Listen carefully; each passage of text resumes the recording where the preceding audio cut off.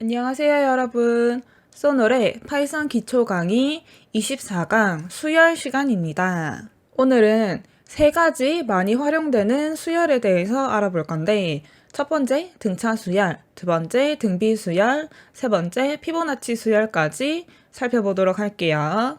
가장 먼저 수열이라고 하는 것은 숫자를 특정한 규칙에 따라서 쭉 나열한 거를 말합니다. 그래서 값 하나하나를 항이라고 부르고 맨 앞에 있는 거는 1항, 2항, 3항 이렇게 되는 거죠. 등차 수열이라고 하는 거는 그 중에서도 앞에 있던 항에서 일정한 수를 더해가면서 만드는 수열입니다. 제가 예시로 적어 놓은 요거는 첫 번째 항이 3이고 그 다음 항부터는 앞에 있던 값에 모두 5를 더해서 만드는 등차 수열이에요. 자, 요런 수열이 있을 때 여기에서 10번째 항은 값이 얼마일까요? 또는 100번째 항은 값이 얼마일까요? 라고 했을 때 코딩으로 한번 이거를 구해 볼 거예요. 이 등차 수열을 우리가 머리로 계산할 때도 그렇고 코딩으로 만들 때도 그렇고 찾을 때 필요한 게 세 가지가 있습니다. 첫 번째, 맨 앞에 있는 첫 항의 숫자가 얼마인지 지금은 3에서 5를 더하는 거니까 숫자가 이렇게 되지만 만약에 2에서 출발을 했다라고 한다면 뒤에 있는 숫자들이 다 달라지겠죠. 그리고 얼마를 더할 건가? 더하는 숫자도 당연히 중요하겠죠. 똑같이 3에서 출발을 하더라도 5를 더했을 때, 8을 더했을 때, 10을 더했을 때 숫자가 뒤로 다 달라질 테니까요. 그리고 마지막 몇 번째 항을 구할 것인가? n. 요 숫자 3개를 모아서 문제를 풀 수가 있습니다. 일단 첫 번째, n은 사용자에게 입력을 받을 거예요.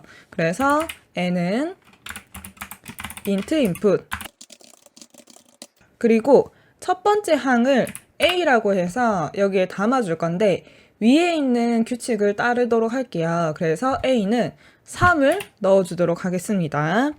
그리고 포문으로 for i in len 어떤 걸 반복할 거냐 하면 만약에 문제에서 n이 5였어요. 그래서 5번째 항을 구하는 거면은 여기에 있는 이 친구를 찾아야 되죠. 그러면 처음에 있던 3에서 5를 더하는 과정을 한 번, 두 번, 세 번, 네 번 반복을 해서 찾을 수가 있어요.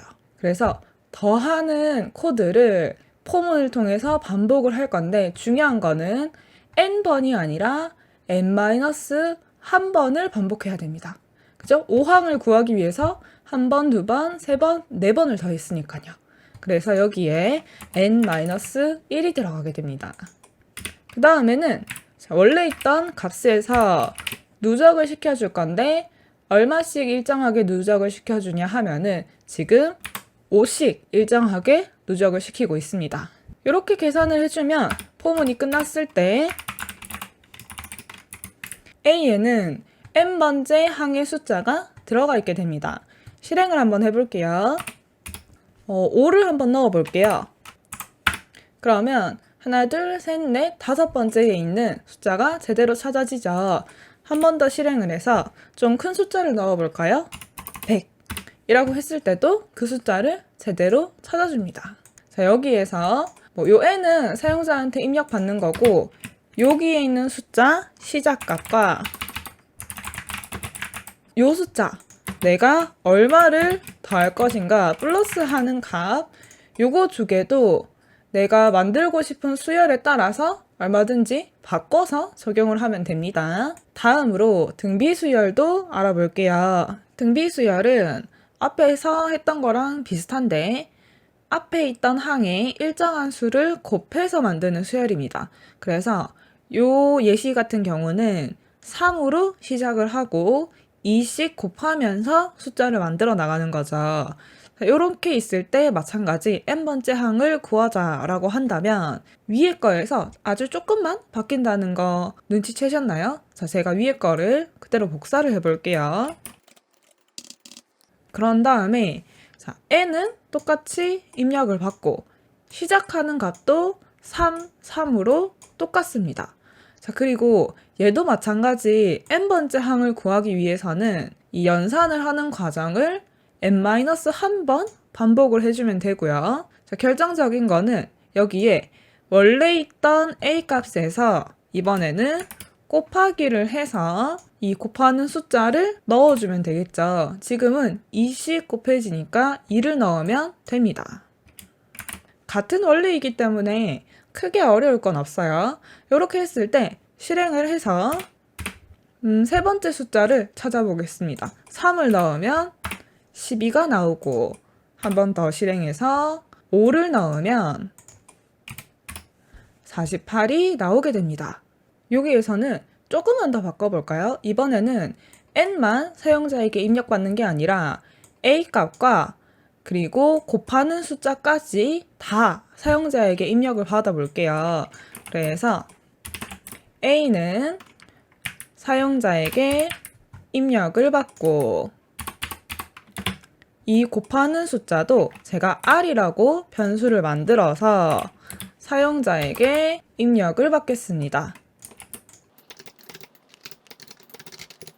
이렇게 만들어주면은 예를 들어서 실행을 해서 세 번째 항을 구하는데 시작하는 숫자는 1이고 곱하는 숫자는 3이다.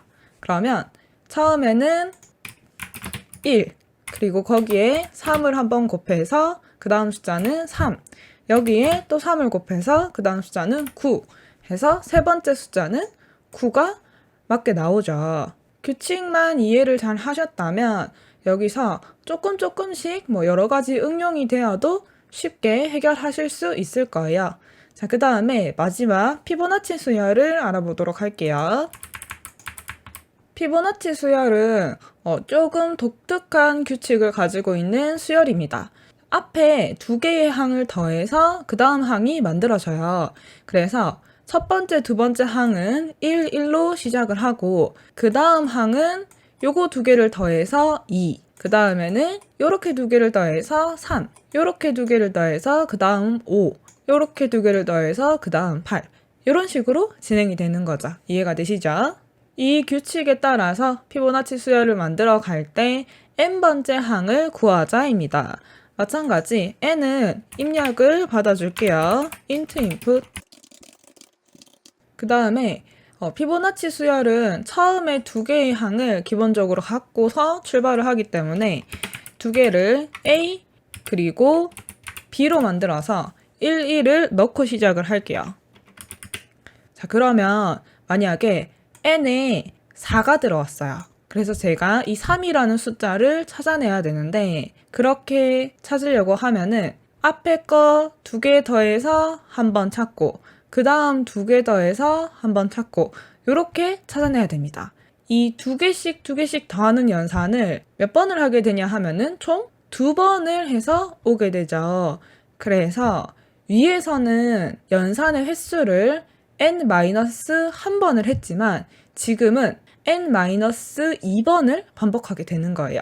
폼은 적었을 때 for i in 랭에서 랭에 들어가는 이 숫자가 n-2가 되는 거죠.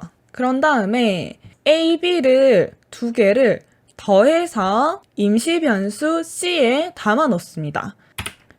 c는 a 플러스 b이다. 그러면 앞에 두 개의 항이 더해져서 2가 c에 들어가게 되겠죠. 첫 번째 연산을 했을 때 2가 들어있으면 이 2의 값을 b에다가 그 다음 항으로 넣고 원래 b에 있던 값은 a에 담아서 a, b의 결과를 처음에 요렇게가 a 값, b 값이었는데 그 다음은 요렇게가 a 값, b 값 한 번 더 연산을 했을 때는 요렇게 두 개가 a 값, b 값이 되게끔 만들어주는 거예요. 그러면 항상 n번째 항은 b의 값이 n번째 항이 되게 됩니다. 그래서 여기 다음에 b 값을 a에다가 담아주고 b에는 여기 두 개 합해서 만들었던 c를 담아줍니다. 요거 하게 되면은 그럼 한 번 연산을 했을 때 c는 2가 되고 a는 1, b는 여기 위에서의 c를 가지고 와서 2가 됩니다. 처음에 a, b가 1, 1이었는데 한 번 연산을 하고 나서 AB의 값은 1, 2가 된 것이죠. 반복을 할 때마다 요렇게 값이 바뀌게 되는 거예요. 자, 그러면 프린트 마지막에는 b의 값만 찍어준다면 n번째의 값이 나오게 됩니다. 실행을 해볼게요. 요거는 지우고 하나, 둘, 셋, 넷, 다섯, 여섯 번째 숫자를 한번 넣어볼게요. 그러면 8이 제대로 나오고 그 다음 일곱 번째 숫자를 찾으면 13이 나오게 됩니다. 약간 도미노처럼 숫자가 두 개씩 촤라라라라락 다음 단계로 넘어가는 걸 상상을 하시면 조금 이해가 되시려나요? 사실 이 부분이 쉬운 연산은 아니기 때문에 조금 헷갈리실 수도 있는데 저는 요거를 한번 종이에다가 이 포문이 한 번 돌아갈 때마다 A, B, C에 변화하는 값을 적어보는 방법도 추천을 드립니다. 한 번 적어서 이해가 되면은 그 다음에는 코드가 그렇게 어렵게 느껴지지는 않을 거예요. 자, 그러면 오늘의 강의는 여기까지 하도록 하고 우리는 또 다음 강의에서 만나요. 안녕.